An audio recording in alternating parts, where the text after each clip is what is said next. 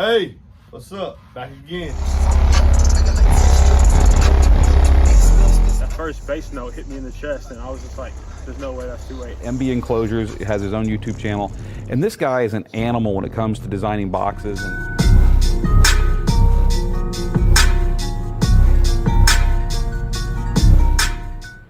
Hey, what's up, y'all?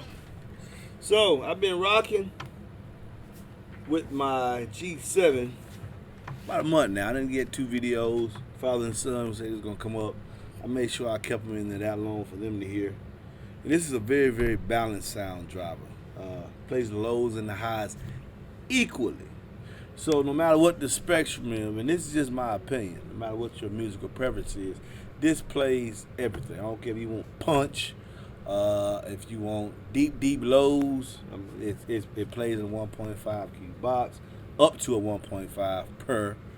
So that's 3 cubes for 2, and it can play all the way down to 2 cubes. I don't really suggest you put this in 2 cubes. He can move a lot of air. He's got a very, very strong motor. Very, very strong move, a lot of air. But he has a balanced sound. I think what gives him the balanced sound is, in my opinion, besides other things, this surround.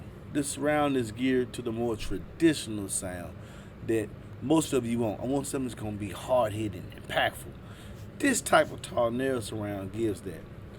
But regardless, I have the option to listen to him, to King Kong, whenever I so feel like it. One thing that he shares is he shares the same cutout with a DC Audio M48. And this is a favorite driver of mine as well, something I call it the King. Now, what he doesn't, in my opinion, have a very balanced sound. His sound is not balanced because he has this fat roll surround. What he has is a very, very low distortion, low end sound. He loves the lows, and that's what Rusty geared the M4 for. More power handling, something that can love the lows. For those reasons, he put what is basically a fat roll surround on an 8 with a 7.5 inch cutout. A lot of companies are trying to do that, but they're using traditional size cutouts, which makes the cone area very, very small. Well, here he lists his cone area, I think it's 29 or 30 square inches, and he uses this fat roll surround to keep it very, very linear throughout its stroke. There's no tightness, so it's not really going to be any punch. Anything 40 hertz and below, particularly 38 hertz and below, oh, he's going to far outshine even the 2508 and King Kong, because this is what he's geared for. That coupled with his linear rolls, he got a linear roll up top, and he got a progressive roll at the bottom. So as it moves around the stroke at the top, the bottom spot is progressive roll. To bring it back, the top roll is a linear roll, as it appears to me.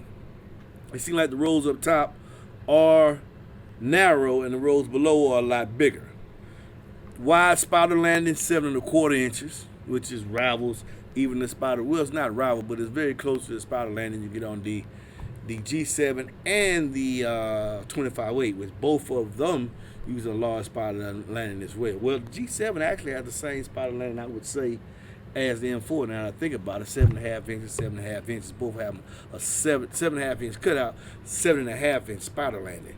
I mean 7.25. Talking too fast. 7.25 inch nominally spider landing with a 7.5 inch cutout. These two here, but because of the look at the roll. Look at the profile of the surround. This fat roll surround.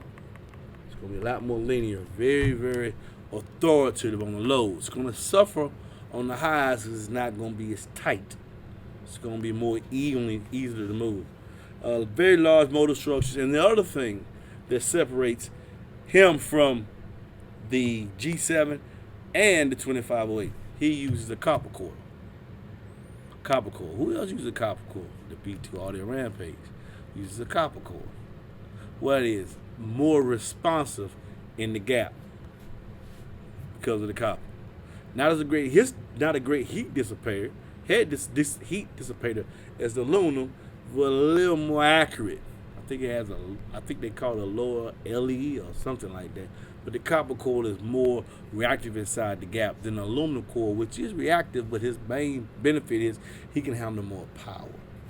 So for those reasons, and because I have them, I said, okay, if you only listen to primarily rebase music, decab music, DJ Rustical, DJ Hertz, you don't listen to really high bass with eights, and you know and believe, like I know and believe, eights can play lows very, very well. That's a misconception that they do not play below 50 hertz.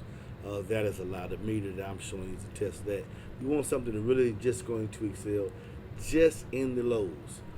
38 and below. 35 hertz and below. That's all I want to use it for. This is your boy. This king is your boy, the DC Audio M4. So I'm going to ride around, listen to this for a while. Let him get 2 of his when they hear videos with the DC Audio M4. Maybe a couple, because I don't think I put any DC Audios when they hear videos up there.